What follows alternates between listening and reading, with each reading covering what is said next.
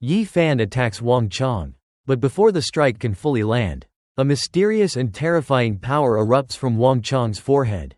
A crack opens, releasing divine light like a gate of the world, forcing Yi Fan to retreat defensively.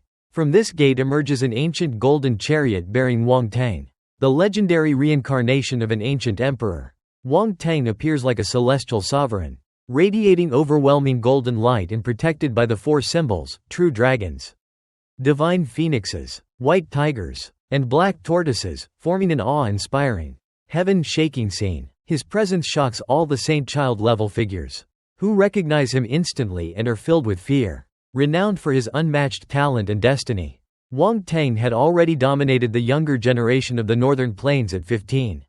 And after 10 years, his true strength remains unfathomable. Known to possess incredible luck and secret ancient techniques, he is widely believed to rival or even surpass the great emperors of history. His current aura, accompanied by terrifying lightning around the four symbols, suggests power forged through numerous heavenly tribulations, leaving everyone deeply shaken. A shocking phenomenon unfolds when the gate of the world appears on Wang Chong's forehead, from which a golden chariot emerges, accompanied by the roaring of the dragon, phoenix, white tiger, and black tortoise. Standing upon the chariot is Wang Tang, revered as the reincarnation of an ancient emperor. Although only a manifestation, he resembles a true celestial sovereign descending into the mortal world, exuding boundless divine majesty. Yi Fan, observing from afar, is utterly shaken. He has never encountered such an overwhelming presence among his peers. The aura released by Wang Tang is vast and terrifying, like a surging galaxy that engulfs heaven and earth, blotting out the sun itself. Even seasoned saint sages feel instinctive fear upon witnessing this figure. Through careful observation, Yi Fan realizes the truth. This is not Wang Tang's physical body, but a strand of divine sense so powerful that it rivals a living being. The realization leaves him deeply unsettled. Only an existence of unimaginable strength could cultivate such a divine sense and leave it behind within another person. This divine sense has endured numerous heavenly tribulations, its power far exceeding the dragon transformation realm. Yi Fan cannot help but wonder whether Wang Tang already stands on the level of legendary divine lords. Known for his unmatched talent since youth and rumored to rival the great emperors of history at the same age, Wang Tang is revealed to be an opponent whose future seems limitless. At Wang Chong's desperate plea, Wang Tang finally moves. Yi Fan responds in kind, unleashing his own terrifying strength. His golden divine sea surges, a yin-yang diagram rotates behind him, and multiple ancient phenomena manifest: vast rivers and mountains, an immortal king descending from the 9 heavens, and a green lotus born of primal chaos. Though incomplete, these phenomena are among the most powerful irregular visions known, demonstrating Yi Fan's extraordinary potential. The two sides clash in a cataclysmic confrontation. Wang Tang suppresses the battlefield like a true emperor, unleashing 81 heavenly dragons whose roars shake the world. Yi Fan counters with the human king seal, manifesting the might of humanity's sovereign. Their battle tears apart the sky, shatters mountains, and reduces the land to chaos. Though evenly matched, Wang Tang remains eerily calm, silently observing Yi Fan as if probing every secret within him with a heavenly eye. The battle escalates further when Wang Tang draws the celestial third sword, a divine weapon forged through heavenly tribulations. Its emergence releases a terrifying will that seems to dominate the entire world.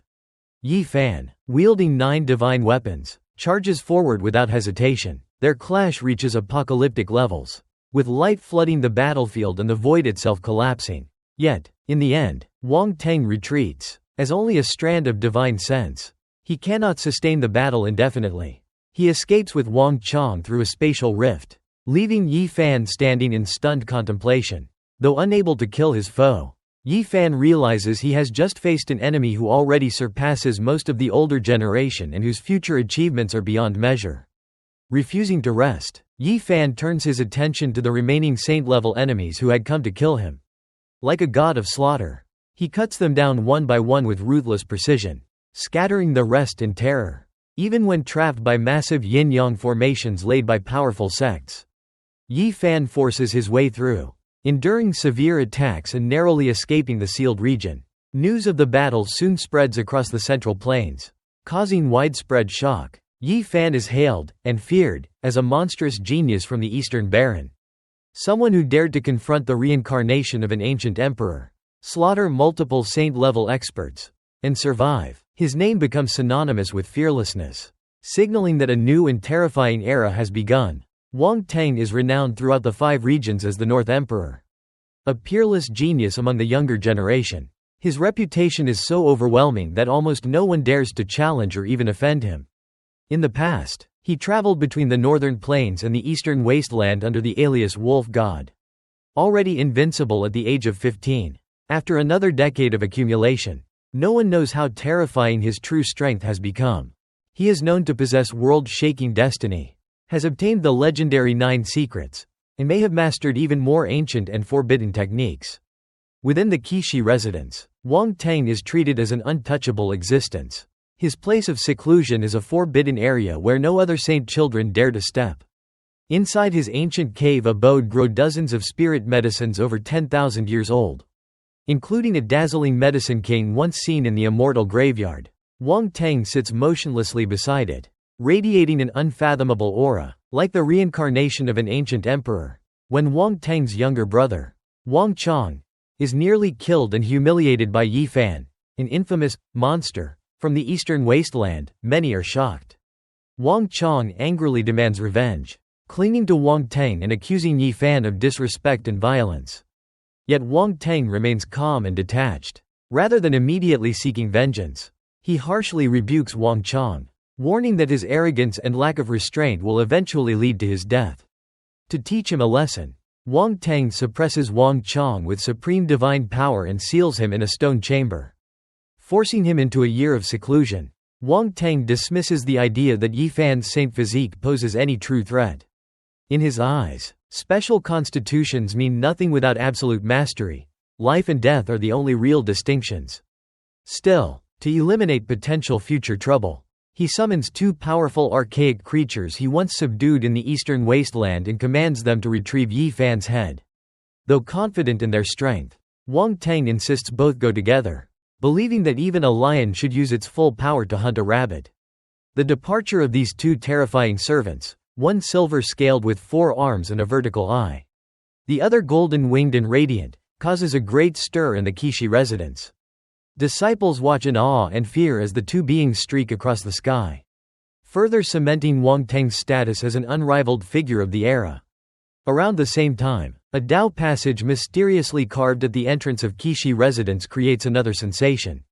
Though it contains no specific cultivation techniques, its profound description of the Dao draws countless cultivators and even powerful elders to ponder its meaning. Many believe that an extraordinary figure must exist within the residence. Attracted by this event, Yi Fan arrives and unexpectedly reunites with his old friend Pang Bo after more than 2 years apart. The reunion is emotional, as both have survived countless dangers in a vast and unforgiving world. Pang Bo recounts how he was nearly refined to death after being thrown into a dormant volcano filled with terrifying formations. Cursing the Black Emperor for his suffering, Yi Fan shares his own progress and experiences, revealing his rapid cultivation and narrow escapes from death. The 2 exchange precious treasures to protect one another. Pang Bo gives Yi Fan the God-striking whip, a strange artifact capable of isolating one's aura and blocking divination. In return, Yi Fan gives Pang Bo invaluable items, including fragments from the path understanding ancient tree, stone nails, and 9 divine weapons perfectly suited to Pang Bo's cultivation technique. Both realize that hidden enemies may still be watching them, and caution is necessary. From Pang Bo, Yi Fan learns more about the Qixi residence, including rumors of a path that could lead back to their original world, news that fills Yi Fan with hope. Pang Bo also reveals the identities of the most terrifying figures of the current era. Aside from Wang Teng, the so-called Central Emperor stands at the pinnacle of the younger generation. The greatest shock comes when Pang Bo reveals the Central Emperor's true identity, Shang Yufei.